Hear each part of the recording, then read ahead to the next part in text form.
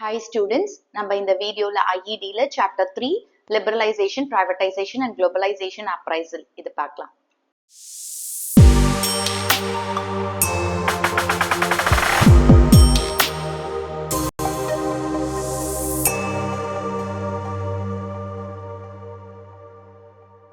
previous chapter Indian economy 1950 to 1990 நம்ம என்ன பார்த்தோம்? இண்டிபெண்டன்ஸ் டைம்ல இந்தியா ஒரு பேக்வர்ட் அண்ட் ஸ்டாக்னட் எக்கானமியா இருந்துச்சு. இந்த எக்கானமியை இந்தியன் கவர்மெண்ட் ஒரு டெவலப்ட் எக்கானமியா மாத்தணும் அப்படின்னு நினைச்சாங்க. சோ அதுக்கு ஃபர்ஸ்ட் ஸ்டெப் அவங்க என்ன பண்ணாங்க?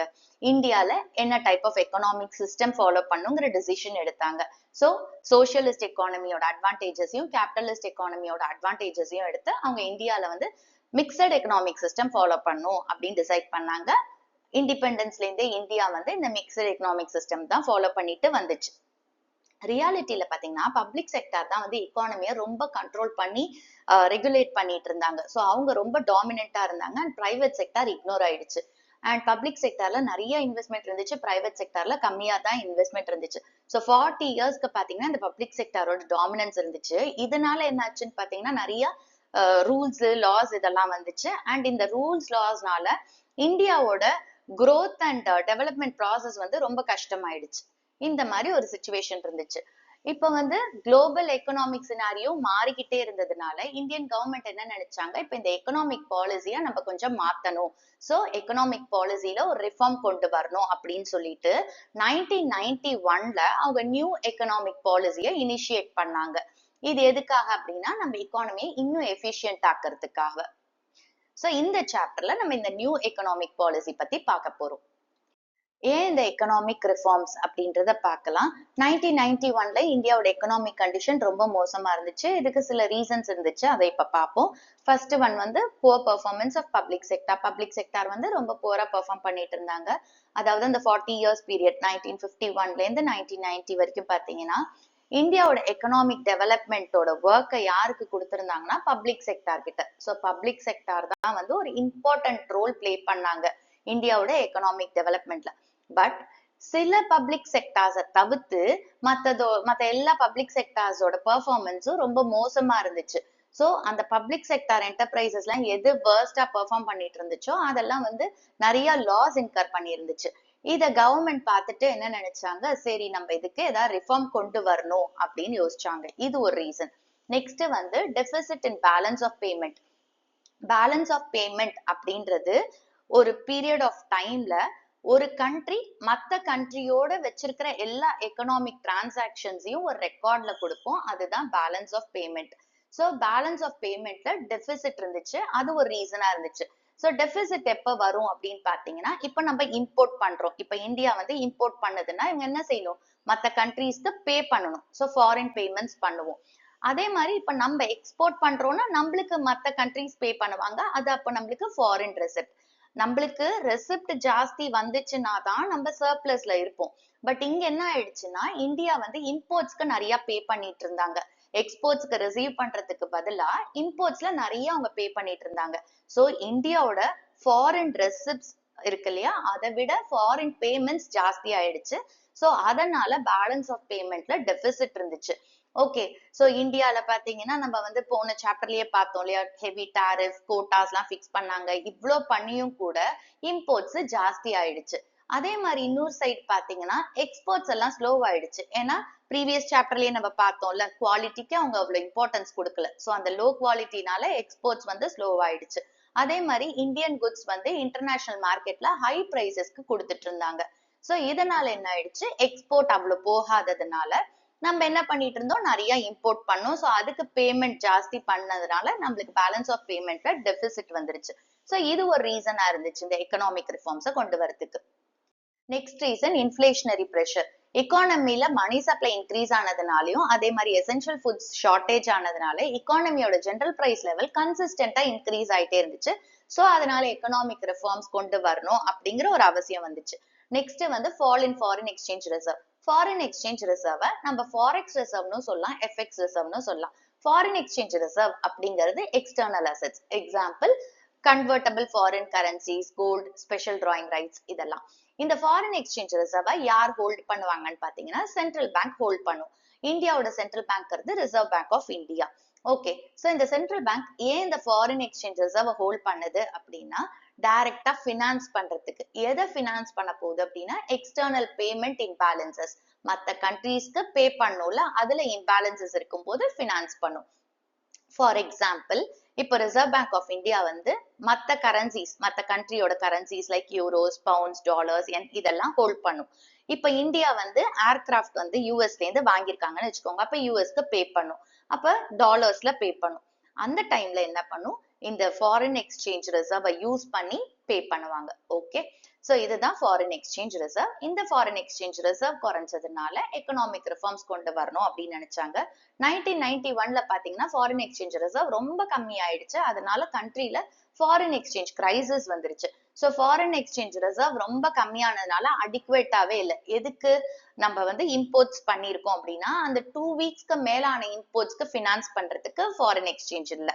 அதே மாதிரி பாத்தீங்கன்னா இன்டர்நேஷனல் லெண்டர்ஸ் கிட்ட இருந்து இந்தியா பாரோ பண்ணியிருக்காங்க. ஸோ பாரோ பண்ணியிருக்காங்கன்னா இன்ட்ரெஸ்ட் பே பண்ணும். ஸோ அந்த இன்ட்ரெஸ்ட் பே பண்றதுக்கு கூட ஃபாரின் எக்ஸ்சேஞ்ச் ரிசர்வ் இல்லை. அதே மாதிரி எந்த கண்ட்ரியோ இல்ல இன்டர்நேஷனல் ஃபண்டோ இந்தியாவுக்கு வந்து லெண்ட் பண்றதுக்கு வில்லிங்காவே இல்லை. ஸோ இந்த ரீசன்ஸ்னால எக்கனாமிக் ரிஃபார்ம்ஸ் கொண்டு வரணும் அப்படிங்கிற ஒரு அவசியம் வந்துச்சு. Next reason huge burden of debts. கவர்மெண்டோட எக்ஸ்பெண்டிச்சர் கவர்மெண்டோட ரெவன்யூ விட ஜாஸ்தியா இருந்துச்சு. ஸோ கவர்மெண்ட் ரெவன்யூ குறைஞ்சதுனால கவர்மெண்ட்டுக்கு பணம் தேவைப்படும் இல்லையா, அப்ப அவங்க என்ன பண்ண ஆரம்பிச்சாங்க, பாரோ பண்ண ஆரம்பிச்சாங்க.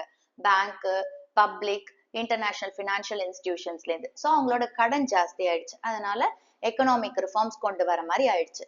Next reason inefficient management. Financial crisis எங்க ஸ்டார்ட் ஆச்சு அப்படின்னு பாத்தீங்கன்னா, இந்தியன் எக்கானமியோட மேனேஜ்மெண்ட் இன்எஃபிஷியன்ட்டா இருந்ததுனால.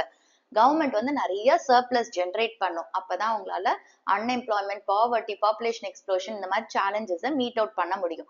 பட் கவர்மெண்டால அடிஷனல் ரெவன்யூ கொண்டு வர முடியல. ஏன்னா அவங்க வந்து டெவலப்மெண்ட் ப்ரோக்ராம்ஸ் எல்லாம் கண்டக்ட் பண்ணிட்டு இருந்தாங்க. அதுக்கு அவங்க கண்டினியூஸா ஸ்பெண்ட் பண்ணிட்டு இருந்தாங்க. அதே மாதிரி பாத்தீங்கன்னா கவர்மெண்டால இன்டர்னல் சோர்சஸ்ல இருந்து சஃபிஷியன்ட் ரெவன்யூ ஜென்ரேட் பண்ண முடியல.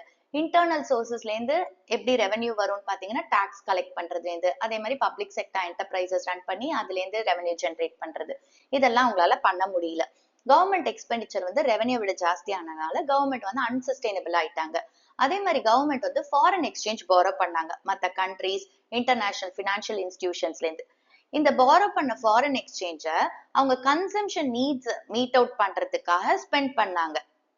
ஓகே, அதே மாதிரி பாத்தீங்கன்னா இந்த ஸ்பெண்டிங்க குறைக்கிறதுக்கு அவங்க எந்த அட்டம்ப்டுமே பண்ணல. அதே மாதிரி இம்போர்ட்ஸ் ஜாஸ்தி ஆயிட்டே இருந்துச்சு. ஸோ இம்போர்ட்ஸ் ஜாஸ்தி ஆகும்போது அதுக்கு பே பண்ணணும் இல்லையா. ஸோ அப்ப அதை பே பண்றதுக்கு அவங்க என்ன பண்ணும், எக்ஸ்போர்ட்ஸை பூஸ்டப் பண்ணும். ஏன்னா எக்ஸ்போர்ட்ஸ்ல இருந்து நம்மளுக்கு ரெசிப்ட்ஸ் வரும். அப்ப அதை வச்சு அவங்களால இம்போர்ட்ஸை மீட் அவுட் பண்ண முடியும். பட் அந்த எக்ஸ்போர்ட்ஸை பூஸ்ட் பண்றதுக்கு அவங்க எந்த அட்டென்ஷனுமே கொடுக்கல. 1991ஓட கிரைசிஸ்னால இந்தியா வந்து IMF அண்ட் வேர்ல்ட் பேங்க்ல இருந்து ஃபினான்ஷியல் ஹெல்ப் எடுத்துக்கிற மாதிரி ஆயிடுச்சு. 1991ஓட எக்கனாமிக் கிரைசிஸை மேனேஜ் பண்றதுக்கு இந்தியன் கவர்மெண்ட் என்ன பண்ணாங்க, லோனுக்கு அப்ரோச் பண்ணாங்க. யார்கிட்ட அப்ரோச் பண்ணாங்க அப்படின்னு பாத்தீங்கன்னா 2 இன்ஸ்டிடியூஷன்ஸ் கிட்ட. ஒன்னு வந்து international bank for reconstruction and development and இன்னொன்னு international monetary fund. International bank for reconstruction and development, in short IBRDன்னு சொல்லுவோம். அண்ட் பாப்புலரா சொல்ல போனா இது வேர்ல்ட் பேங்க். ஓகே, சோ இது வந்து என்ன பண்ணும்னு பாத்தீங்கன்னா ரீகன்ஸ்ட்ரக்ஷன் அண்ட் டெவலப்மெண்ட்டுக்கு லோன் லெண்ட் பண்ணும். அண்ட் இன்னொரு ஏஜென்சி என்னன்னு பாத்தீங்கன்னா international monetary fund, in short இது IMF அப்படின்னு சொல்லுவோம். இது வந்து balance of payments problem solve பண்றதுக்கு ஷார்ட் டேர்ம் லோன்ஸ் கொடுக்கும். சோ இந்த ஏஜென்சிஸ் கிட்ட இருந்து இந்தியா வந்து $7 பில்லியன் லோன் வாங்குச்சு. ஓகே, அப்ப 1991ல டாக்டர் மன்மோகன் சிங் தான் இந்தியன் பினான்ஸ் மினிஸ்டரா இருந்தாரு. அண்ட் அவரோட கேப்பபிலிட்டினால இந்த எக்கனாமிக் கிரைசிஸை எராடிகேட் பண்றதுக்கு அவர் நிறையவே ஹெல்ப் பண்ணாரு. இப்ப இந்த லோன் அவேல் பண்றதுக்கு இந்த இன்டர்நேஷனல் ஏஜென்சிஸ் வந்து இந்தியா கிட்ட என்ன சொன்னாங்க, உங்களோட எக்கானமியை வந்து லிபரலைஸ் பண்ணுங்க, ஓபன் அப் பண்ணுங்க அப்படின்னு சொன்னாங்க. இந்தியா கேட்டாங்க, இது எப்படி நாங்க பண்ணோம், நீங்க என்ன எக்ஸ்பெக்ட் பண்றீங்கன்னு கேட்டாங்க. அதுக்கு இன்டர்நேஷனல் ஏஜென்சிஸ் சொன்னாங்க, உங்க பிரைவேட் செக்டார் மேல இருக்கிற ரெஸ்ட்ரிக்ஷன்ஸை ரிமூவ் பண்ணுங்க. அதே மாதிரி நிறைய ஏரியாஸ்ல கவர்மெண்டோட ரோலை ரெடியூஸ் பண்ணுங்க அண்ட் ட்ரேட் ரெஸ்ட்ரிக்ஷன்ஸை ரிமூவ் பண்ணுங்கன்னு சொன்னாங்க. ஸோ இந்தியாவும் என்ன பண்ணாங்க, இந்த வேர்ல்ட் பேங்க்கும் IMFும் சொன்ன இந்த கண்டிஷன்ஸ்க்கு அக்ரி பண்ணிக்கிட்டு இந்த நியூ எக்கனாமிக் பாலிசியை அனௌன்ஸ் பண்ணாங்க. நியூ எக்கனாமிக் பாலிசி அப்படின்னா என்னன்னு பார்க்கலாம். நியூ எக்கனாமிக் பாலிசி NEP அப்படின்னு ஷார்ட்டா சொல்லுவோம். அண்ட் இது வந்து ஜூலை 1991ல அனௌன்ஸ் பண்ணியிருக்காங்க. இதுல நிறைய எக்கனாமிக் ரிஃபார்ம்ஸ் இருக்கு. எக்கனாமிக் ரிஃபார்ம்ஸ் அப்படிங்கிறது பாலிசி சேஞ்சஸ். அதோட எய்ம் என்னன்னா ஒரு கண்ட்ரியோட எக்கனாமிக் எஃபிஷியன்சியை இம்ப்ரூவ் பண்றது. இந்த நியூ எக்கனாமிக் பாலிசியோட எய்ம் என்ன அப்படின்னு பாத்தீங்கன்னா ஒரு எக்கானமில நிறைய காம்படிட்டிவ் என்விரான்மெண்ட்டை கிரியேட் பண்ணும். அதே மாதிரி ஃபர்ம்ஸுக்கு என்ட்ரிக்கும் growthக்கும் இருக்கிற பேரியர்ஸை ரிமூவ் பண்றது. இதுதான் இதோட எய்ம். இந்த நியூ எக்கனாமிக் பாலிசிய ரெண்டு கைண்ட் ஆஃப் மெஷர்ல கிளாசிஃபை பண்ணலாம். ஒன்னு ஸ்டெபிலைசேஷன் மெஷர், இன்னொன்னு structural reform measure. Stabilisation measure அப்படிங்கிறது short term measure. Okay, so இதோட எய்ம் என்ன அப்படின்னு பாத்தீங்கன்னா பேலன்ஸ் ஆஃப் பேமெண்ட் வீக்னஸ் இருக்கு அப்படின்னா அதை கரெக்ட் பண்றது. இதை எப்படி கரெக்ட் பண்ணும் அப்படின்னா ஃபாரின் எக்ஸ்சேஞ்ச் ரிசர்வை சஃபிஷியண்டா மெயின்டைன் பண்ணி இந்த பேலன்ஸ் ஆஃப் பேமெண்டோட வீக்னஸை கரெக்ட் பண்றது. அடுத்தது இன்ஃபிளேஷனை கண்ட்ரோல் பண்றது. அதுக்கு அது என்ன பண்ணுது, பிரைஸ் இன்க்ரீஸ் ஆயிட்டே இருக்கு இல்லையா, அதை கண்ட்ரோல்ல வச்சுக்கிட்டு இன்ஃபிளேஷனை கண்ட்ரோல் பண்ணுது. ஓகே, சோ ஸ்டெபிலைசேஷன் மெஷர்ல இந்த ரெண்டு எய்ம் இருக்கு. Next structural reform measure. இத லாங் டேர்ம் மெஷர் அப்படின்னு சொல்லுவோம். அண்ட் இதோட எய்ம் என்ன அப்படின்னு பாத்தீங்கன்னா இக்கானமில வந்து எஃபிஷியன்சியை இம்ப்ரூவ் பண்ணணும். ஓகே, அதே மாதிரி இன்டர்நேஷனல் காம்படிட்டிவ்னஸை இன்க்ரீஸ் பண்ணும். சோ அப்ப இன்டர்நேஷனல் காம்படிட்டிவ்னஸை இன்க்ரீஸ் பண்ணணும் அப்படின்னா இந்தியால இருக்கிற நிறைய செக்மெண்ட்ஸோட ரிஜிடிட்டிஸ் ஓகே ஒரே மாதிரி ஃபிக்ஸடா இருக்கும். அந்த மாதிரி இருக்கிற ரிஜிடிட்டிஸ் எல்லாத்தையும் ரிமூவ் பண்றது. ஓகே, சோ இதுதான் வந்து ஸ்ட்ரக்சரல் ரிஃபார்ம் மெஷர்ஸோட எய்ம். நியூ எக்கனாமிக் பாலிசியோட மெயின் பாலிசிஸ் என்ன அப்படிங்கறத பார்க்கலாம். சோ கவர்மெண்ட் வந்து வெரைட்டி ஆஃப் பாலிசிஸ் இனிஷியேட் பண்ணாங்க. அது எல்லாமே ஒரு 3 ஹெட்ஸ் கீழே வரும். ஒன்னு லிபரலைசேஷன், இன்னொன்னு பிரைவேடைசேஷன், இன்னொன்னு குளோபலைசேஷன். சோ எல்பிஜி அப்படின்னு சொல்லுவோம். லிபரலைசேஷன் அப்படின்றது வந்து பிரைவேட் செக்டாரோட என்ட்ரி அண்ட் growth ரெஸ்ட்ரிக்ஷன்ஸை ரிமூவ் பண்றது. பிரைவேடைசேஷன் அப்படின்றது பப்ளிக் செக்டார் வந்து ஓனர்ஷிப் மேனேஜ்மெண்ட் கண்ட்ரோல்லாம் வச்சிருந்தாங்கல்ல, அந்த ஓனர்ஷிப் மேனேஜ்மெண்ட் கண்ட்ரோலை பிரைவேட் செக்டாருக்கு டிரான்ஸ்ஃபர் பண்றது. Next globalisation. குளோபலைசேஷன் அப்படின்றது வந்து நேஷனல் எக்கானமியை வேர்ல்ட் எக்கானமியோட இன்டகிரேட் பண்றது. ஓகே, சோ இந்த 3 ஹெட்ஸ்ல தான் வந்து கவர்மெண்ட் என்ன பண்ணாங்க, அவங்களோட பாலிசிஸை இனிஷியேட் பண்ணாங்க. சோ இந்த எக்கனாமிக் ரிஃபார்ம்ஸ் அப்படின்றது எல்கியூபிய எல்பிஜியா மாத்துச்சு. லிபரலைசேஷன். சோ ஃபர்ஸ்ட் லெட்டர் என்னது, எல். ஓகே, சோ இந்த எல் அப்படின்றது வந்து எதுக்காக வந்துச்சுன்னா டு ரீப்ளேஸ் லைசன்சிங். அதாவது இண்டஸ்ட்ரீஸ் அண்ட் ட்ரேடுக்கு வந்து லைசன்சிங் வேணும்னு சொன்னாங்க இல்லையா, சோ அதை ரீப்ளேஸ் பண்றதுக்கு லிபரலைசேஷன் அப்படின்னு ஒண்ணு வந்துச்சு. பிரைவேடைசேஷன். சோ ஃபர்ஸ்ட் லெட்டர் என்ன, பி. ஓகே, இந்த பி எதுக்காக வந்துச்சு, எதை ரீப்ளேஸ் பண்ணுதுன்னா இண்டஸ்ட்ரியலிஸ்டோட கோட்டாஸை ரீப்ளேஸ் பண்றதுக்காக. ஓகே, நெக்ஸ்ட் வந்து குளோபலைசேஷன். இதோட ஃபர்ஸ்ட் லெட்டர் என்ன, ஜி. ஓகே, சோ இது எதுக்காக வந்துச்சு அப்படின்னா எக்ஸ்போர்ட்ஸ் அண்ட் இம்போர்ட்ஸோட பெர்மிட்ஸை ரீப்ளேஸ் பண்றதுக்காக. லிபரலைசேஷன் அப்படின்னா என்னன்னு பார்க்கலாம். 1991க்கு முன்னாடி இந்தியால கவர்மெண்ட் ரெஸ்ட்ரிக்ஷன்ஸ் ஜாஸ்தியா இருந்துச்சு. எந்த ஏரியாஸ்லன்னு பார்த்தா licensing, import and export trade, foreign exchange dealings, இந்த மாதிரி ஏரியாஸ்ல. ஜூலை 1991 நிறைய எக்கனாமிக் ரிஃபார்ம்ஸ் அனௌன்ஸ் பண்ணாங்க. அண்ட் இதுதான் வந்து லிபரலைசேஷன் ப்ராசஸோட பிகினிங்கா இருந்துச்சு இந்தியால. லிபரலைசேஷனோட மீனிங் என்ன அப்படின்னு பார்ப்போம். பிரைவேட் செக்டாருக்கு நிறைய ரெஸ்ட்ரிக்ஷன்ஸ் இருந்துச்சு. எந்த ஏரியாஸ்ல ரெஸ்ட்ரிக்ஷன் இருந்தது அப்படின்னு பாத்தீங்கன்னா என்ட்ரி அண்ட் growthல.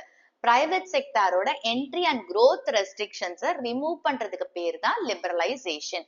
சோ லிபரலைசேஷன் அப்படிங்கிறது கவர்மெண்ட் கண்ட்ரோலை டீரெகுலேட் பண்றது அண்ட் ரெடியூஸ் பண்றது அண்ட் பிரைவேட் இன்வெஸ்ட்மெண்ட்டுக்கு ஃப்ரீடம் கொடுக்கறது. சோ இதனால எக்கானமி என்ன ஆகும், ரொம்ப காம்படிட்டிவ் ஆகும். இந்த லிபரலைசேஷன் ப்ராசஸ்ல பிசினஸ வந்து ஃப்ரீயா விட்டுருவாங்க. சோ அவங்களுக்கு ஃப்ரீடம் கொடுப்பாங்க அண்ட் அவங்க வந்து கமர்ஷியல் லைன்ஸ்ல ரன் பண்ணலாம். லிபரலைசேஷனோட பர்பஸ் என்ன அப்படின்னு பாத்தீங்கன்னா ஒரு கண்ட்ரியோட எக்கனாமிக் பொட்டன்ஷியலை வெளியே கொண்டு வருது. சோ எக்கனாமிக் பொட்டன்ஷியலை எப்படி வெளியே கொண்டு வராங்க அப்படின்னு பாத்தீங்கன்னா பிரைவேட் செக்டாரை என்கரேஜ் பண்றாங்க. அதே மாதிரி மல்டிநேஷனல் கார்பரேஷன்ஸ் எம்என்சிஸ் இருக்கு இல்லையா, அதையும் என்கரேஜ் பண்றாங்க இன்வெஸ்ட் பண்றதுக்கும் எக்ஸ்பேண்ட் பண்றதுக்கும். அதே மாதிரி இக்கானமிய ரொம்ப காம்படிட்டிவா மாத்துறதுக்கு ஓகே இந்த லிபரலைசேஷன் தேவை. அதே மாதிரி இன்சென்டிவ்ஸ் கிரியேட் பண்றது. அப்போ ஆபரேஷனல் எஃபிஷியன்சி என்ன ஆகும், இன்க்ரீஸ் ஆகும். லிபரலைசேஷன் கீழே கவர்மெண்ட் என்னென்ன எக்கனாமிக் ரிஃபார்ம்ஸ் கொண்டு வந்தாங்க அப்படின்னு பாத்தீங்கன்னா industrial sector reforms, financial sector reforms, tax reforms, foreign exchange reforms, trade and investment policy reforms. Liberalisation கீழே இந்தியன் கவர்மெண்ட் கொண்டு வந்த எக்கனாமிக் ரிஃபார்ம்ஸ் ஒன்னொன்னா பார்க்கலாம். ஃபர்ஸ்ட் ஒன் வந்து இண்டஸ்ட்ரியல் செக்டார் ரிஃபார்ம்ஸ்.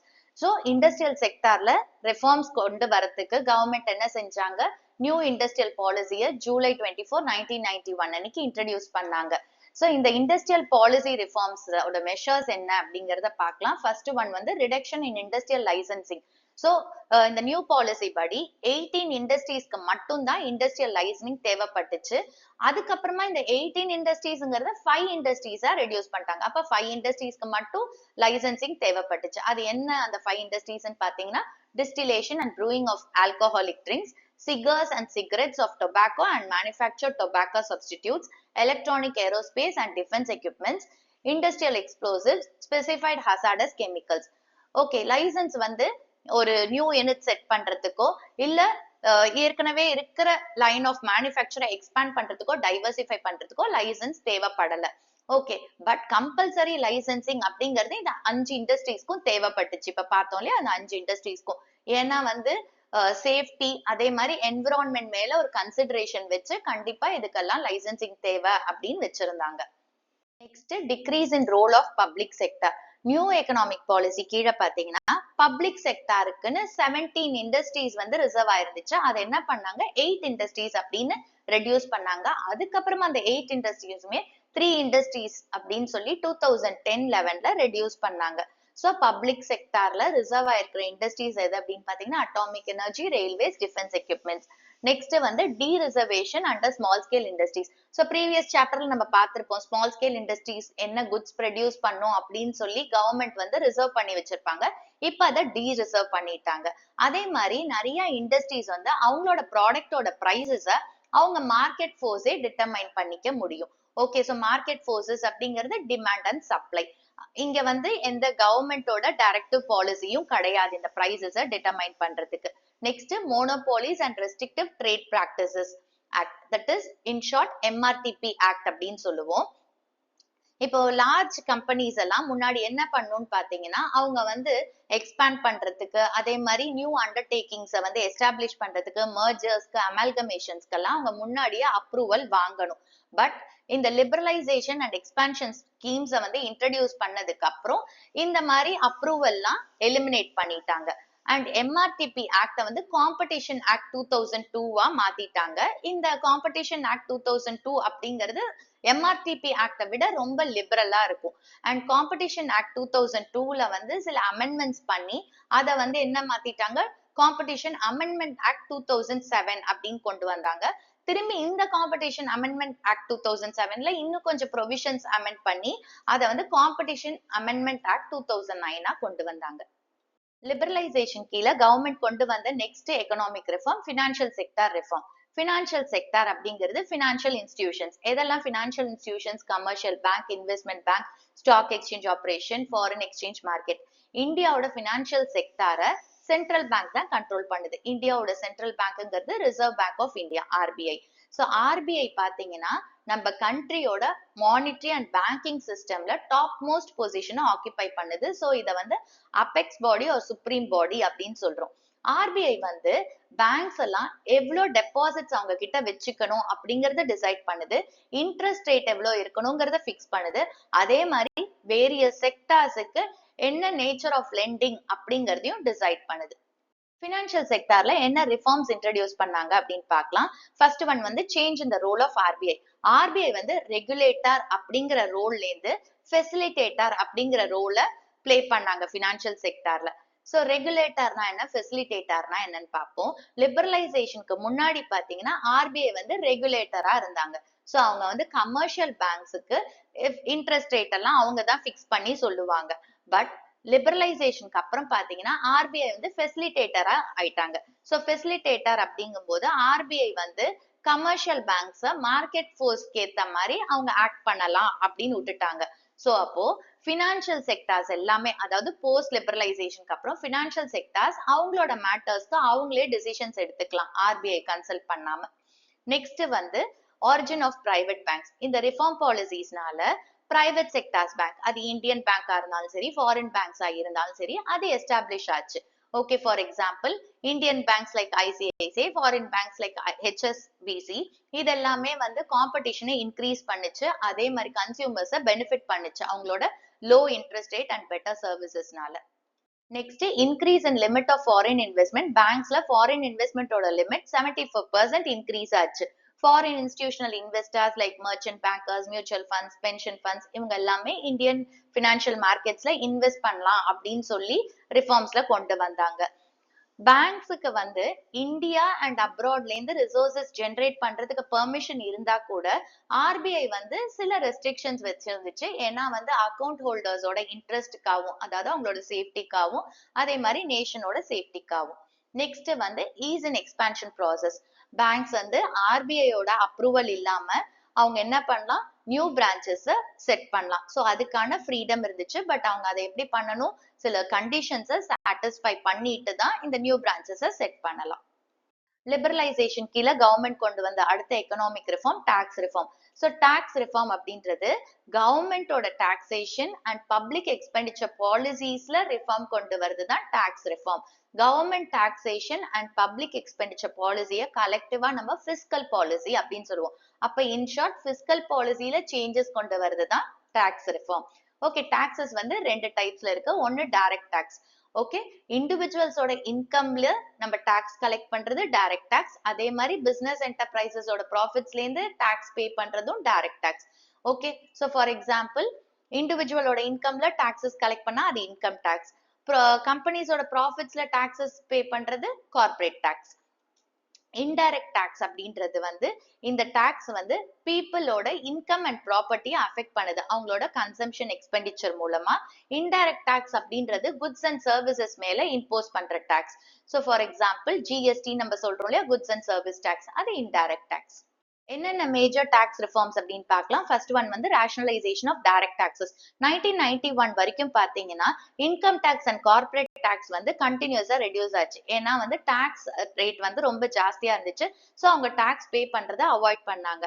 அதுக்கப்புறமா கவர்மெண்ட் என்ன அக்செப்ட் பண்ணாங்க, நம்ம moderate rate of income tax வாங்கிக்கலாம். அப்ப என்ன ஆகும், சேவிங்ஸை என்கரேஜ் பண்ணும். அதே மாதிரி அவங்க வாலண்டியரா இன்கம் டாக்ஸை கவர்மெண்ட்டுக்கு டிஸ்க்ளோஸ் பண்ணுவாங்க அப்படின்னு அக்செப்ட் பண்ணாங்க. பட் இந்த டாக்ஸ் ரிடக்ஷன், அதாவது ஹை டாக்ஸ் ரேட்ல இருந்து ஒரு மாடரேட் ரேட் ஆஃப் டாக்ஸ்க்கு வந்ததுனால இந்த டாக்ஸ் ரிடக்ஷன் வந்து கவர்மெண்ட்டுக்கு ஒரு நெகட்டிவ் எஃபெக்ட் கொடுத்துச்சு. ஏன்னா டாக்ஸ்ங்கிறது தான் கவர்மெண்ட்டுக்கு வந்து ரெவென்யூ. இப்ப இந்த டாக்ஸ் ரிடக்ஷன் வந்து அவங்களுக்கு ஒரு நெகட்டிவ் எஃபெக்ட் கொடுத்துச்சு அவங்களோட டெவலப்மெண்டல் அண்ட் வெல்ஃபேர் எக்ஸ்பெண்டிச்சர்ல. நெக்ஸ்ட் வந்து reforms in indirect taxes. So indirect டாக்ஸஸ்ல கொண்டு வந்த ரிஃபார்ம்னால குட்ஸ் அண்ட் கமோடிட்டிஸ்க்கு வந்து ஒரு காமன் நேஷனல் மார்க்கெட் எஸ்டாப்ளிஷ் பண்ண முடிஞ்சிச்சு. Next simplification of process. So tax பேயர்ஸ்லாம் வந்து கவர்மெண்டோட கம்ப்ளை பண்ணி வரணும், அவங்கள என்கரேஜ் பண்ணும், கவர்மெண்டோட டாக்ஸ் பே பண்ண வைக்கணும் அப்படின்னா ப்ரொசீஜர்ஸ் எல்லாம் என்ன பண்ணும், சிம்பிளிஃபை பண்ணும். So goods and service tax, அதாவது ஜிஎஸ்டி ஆக்ட் வந்து பார்லிமெண்ட்ல 29th March 2017 அன்னைக்கு பாஸ் பண்ணாங்க. இது எதுக்காக அப்படின்னா இந்தியால வந்து ஒரு யூனிஃபைட் இன்டைரக்ட் டாக்ஸ் சிஸ்டம் கொண்டு வரணும், அதே மாதிரி இதை சிம்பிளிஃபை பண்ண இந்த ப்ராசஸ் அப்படின்னு சொல்லி. ஸோ இந்த ஆக்ட் எப்போ எஃபெக்ட்டுக்கு வந்துச்சுன்னா 1st July 2017 அன்னைக்கு எஃபெக்ட்டுக்கு வந்துச்சு. லிபரலைசேஷன் கீழே கொண்டு வந்த அடுத்த reform foreign exchange reform. Foreign exchange மார்க்கெட்ல என்னென்ன இம்பார்ட்டன்ட் ரிஃபார்ம்ஸ் கொண்டு வந்தாங்க அப்படின்னு பார்க்கலாம். ஃபர்ஸ்ட் ஒன் வந்து டிவாலுவேஷன் ஆஃப் ருபி. டிவாலுவேஷன் அப்படின்றது ஒரு கண்ட்ரியோட கவர்மெண்ட் அவங்களோட டொமஸ்டிக் கரன்சியோட வேல்யூவை ஃபாரின் கரன்சிக்கு அகெயின்ஸ்டா ரெடியூஸ் பண்றது தான் டிவாலுவேஷன். ஃபார் எக்ஸாம்பிள் இப்போ $1 70 rupees இருந்துச்சுன்னு வச்சுக்கோங்க. ஸோ இந்தியன் ருப்பியில $1 70 rupees. ஓகே, இப்போ இந்தியன் கவர்மெண்ட் என்ன பண்றாங்க, இந்தியன் ருப்பியை வந்து டிவால்யூ பண்றாங்க. அதாவது டிவால்யூ பண்றாங்கன்னா $1 74 rupees ஆக்கிட்டாங்க அப்படின்னா இதுதான் டிவாலுவேஷன். ஓகே, ஸோ 1991ல பேலன்ஸ் ஆஃப் பேமெண்ட்ஸ் கிரைசிஸை ஓவர் கம் பண்றதுக்காக ஃபாரின் கரன்சிஸ்க்கு அகேன்ஸ்டா ருப்பி வேல்யூவை டிவால்யூ பண்ணாங்க. ஸோ இதனால என்ன ஆச்சு அப்படின்னா ஃபாரின் எக்ஸ்சேஞ்ச் இன்ஃப்ளோ வந்து இன்க்ரீஸ் ஆச்சு. நெக்ஸ்ட் ரிஃபார்ம் வந்து market determination of exchange rates. So government என்ன பண்ணாங்கன்னா இந்த ருப்பி வேல்யூ வந்து அதோட கண்ட்ரோலா அவங்க எடுத்துட்டாங்க. ஸோ ஃப்ரீயா விட்டுட்டாங்க அந்த ருப்பி வேல்யூவை. ஸோ அதனால என்ன ஆச்சு, மார்க்கெட் ஃபோர்ஸஸ் அதாவது டிமாண்ட் அண்ட் சப்ளையே வந்து இந்தியன் ருப்பியோட எக்ஸ்சேஞ்ச் வேல்யூவை டிட்டர்மைன் பண்ணுச்சு. லிபரலைசேஷன்ல நெக்ஸ்ட் என்ன ரிஃபார்ம் கொண்டு வந்தாங்கன்னா trade and investment policy reform.